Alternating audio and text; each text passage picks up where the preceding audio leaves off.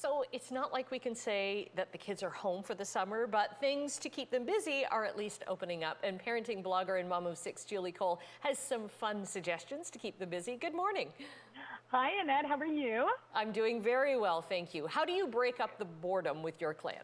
Oh, I know. It's a thing, and it's something that a lot of parents are talking about right now.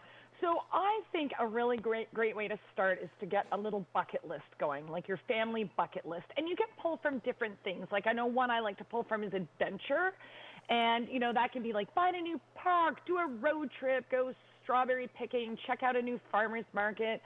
I also like the idea of doing good. Your kiddos can do a lemonade stand for perhaps a cause they like, or collect food in the neighborhood for a local food bank, write letters to seniors. There's lots of good they can do that can make its way onto your bucket list.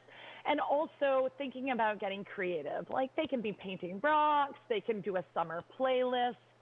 There's lots of fun things, even doing plays. My kids love to put together little shows and that sort of thing. So try to just sit down with your kids. Think about what your family goals are for the summer. I know on ours there that you saw they want to go see the Schitt's Creek set, so we put that on as well. So just see what your family priorities are and put a list together. It's a good way to communicate too as a family, right? Because you may find something that, oh, I had no idea you were interested in that. Let's do this. Exactly. And another thing that we do find hard sometimes is with the tweens and the young teens. And I've got a handful of those. And it can be an awkward age because they're kind of too old for maybe day camps, but they're too young for proper jobs. So with my tweens and teens, I try to get them to do something like get a little entrepreneurial. My guys run a little summer camp out of our house for neighborhood kids, and they'll spend time in the ravine, and it makes them kind of plan and figure out creative time and swim time and makes them get organized. So if you can provide that, obviously it's a little bit of work on my end, but it's kind of worth it. Also, CITs, counselors in training, that's a great job for this age. And I know the Ontario Camping Association still has a bunch of jobs posted. It gets them outside. It gets them off their gadgets. It gives them a bit of that social stuff that they've all been craving. Right, because I can imagine that they want to probably get away from the computers, but they're still stuck to your phone, right? So CITs, that's a cool thing to do. Yeah, definitely. Or we didn't have a choice where I grew up. You worked on the farm. Yes, you did. there was no yes. It's like that's what you do for the summer. Yes.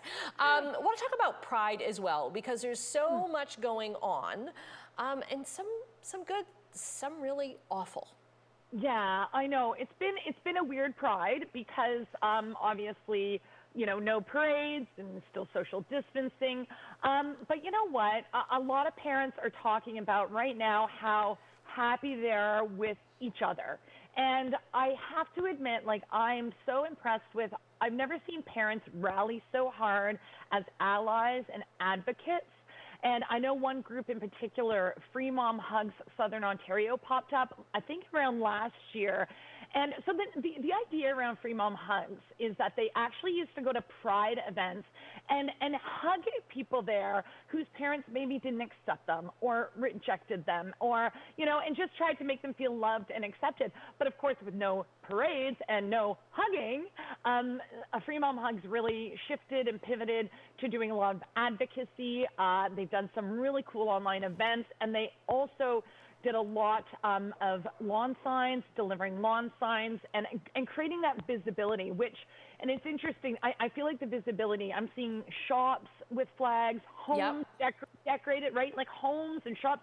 And, as Jen from Free Mom Hugs says, it really is kind of like the up-to-date version of the 80s, Block Parent or Neighborhood Watch. Oh, where yes, you saw, yes. You used to see that in the window, right, and know that it was a safe place. But and I guess, too, with some of the, thefts of signs and damage of flags and all that kind of stuff, that's a real teaching moment with your kids, right?